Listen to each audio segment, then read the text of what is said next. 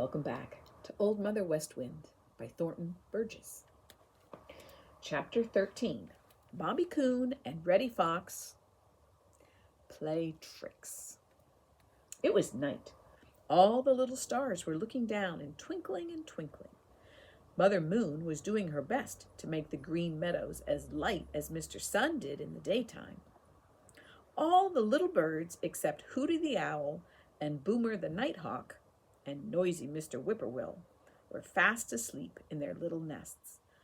Old Mother West Wind's merry little breezes had all gone to sleep too. It was oh so still.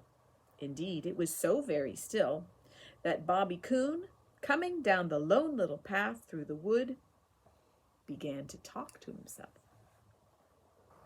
I don't see why people want to play all day and sleep all night for, said BobbyCoon. Night's the best time to be about.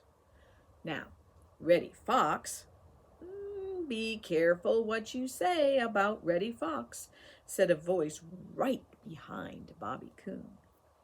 BobbyCoon turned around very quickly indeed, for he had thought he was all alone.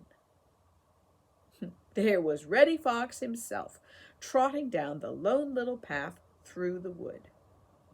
I thought you were home and fast asleep, Reddy Fox, said BobbyCoon. You were mistaken, said Reddy Fox, for you see I'm out to take a walk in the moonlight. So, BobbyCoon and Reddy Fox walked together down the lone little path through the wood to the green meadows. They met Jimmy Skunk, who had dreamed that there were a lot of beetles up on the hill and was just going to climb the crooked little path to see. Hello, Jimmy Skunk, said BobbyCoon and Reddy Fox. Come down to the green meadows with us. Jimmy Skunk said he would, so they all went down on the green meadows together.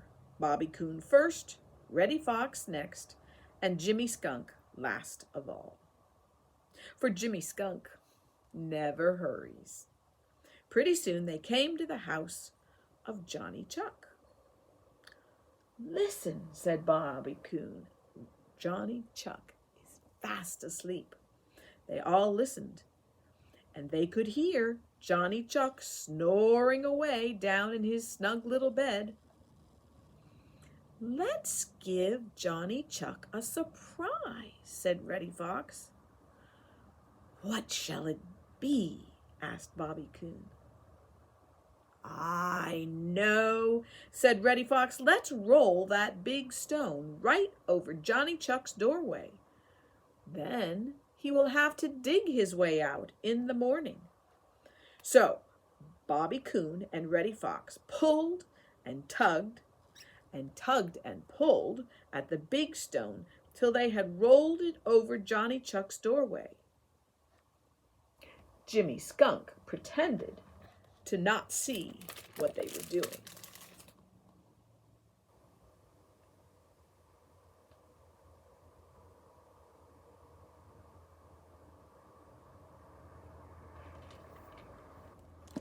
Now, let's go down to the Laughing Brook and wake up old Grandfather Frog and hear him say chug-a-rum, said BobbyCoon. Come on, cried Reddy Fox. I'll get there first.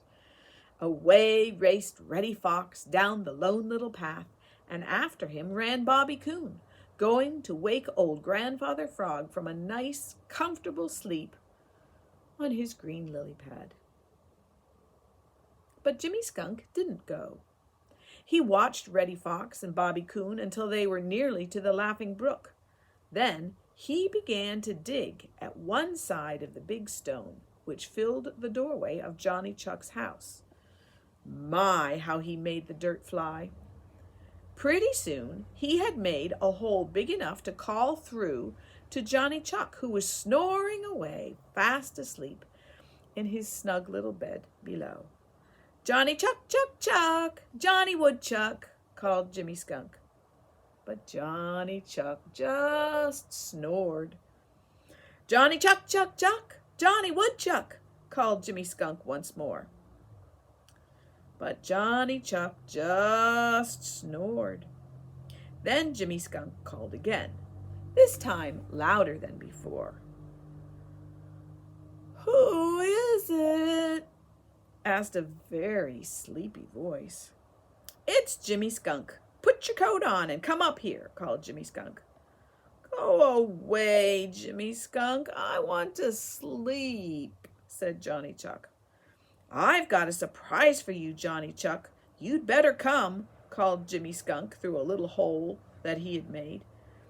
When Johnny Chuck heard that Jimmy Skunk had a surprise for him, he wanted to go right away to he wanted to know right away what it could be. So, though he was very, very sleepy, he put on his coat and started up to his door to see what the surprise was that Jimmy Skunk had. And there he found the big stone Reddy Fox and BobbyCoon had put there, and of course he was very much surprised indeed. He thought Jimmy Skunk had played him a mean trick, and for a few minutes he was very mad. But Jimmy Skunk soon told him who had filled up his doorway with the big stone.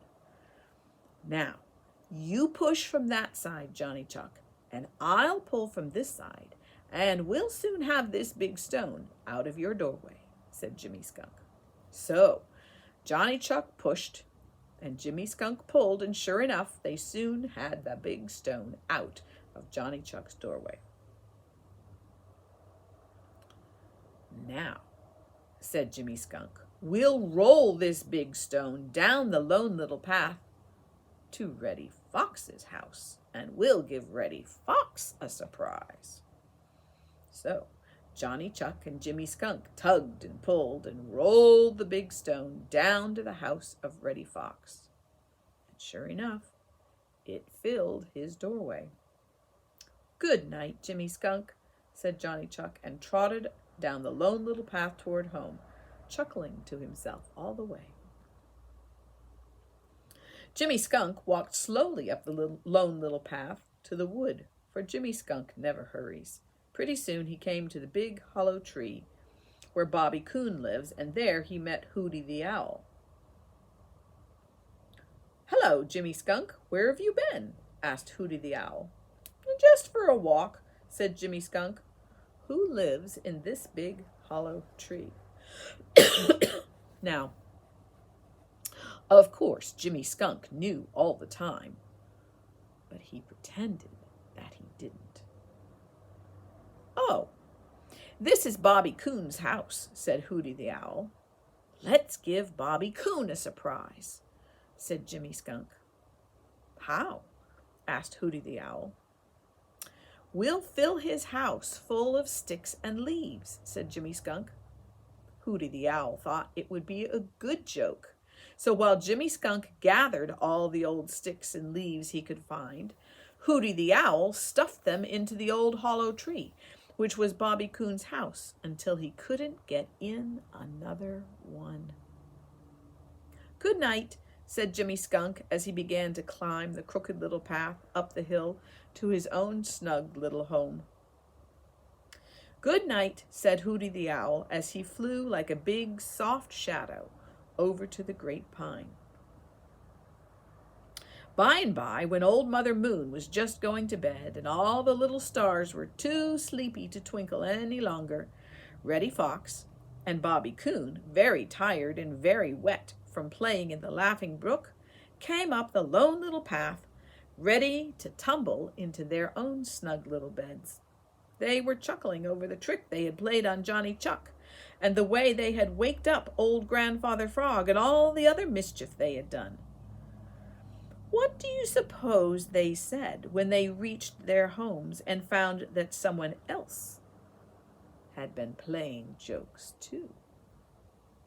I'm sure I don't know, but round red Mr. Sun was laughing very hard as he peeped over the hill at Reddy Fox and BobbyCoon, and he won't tell why.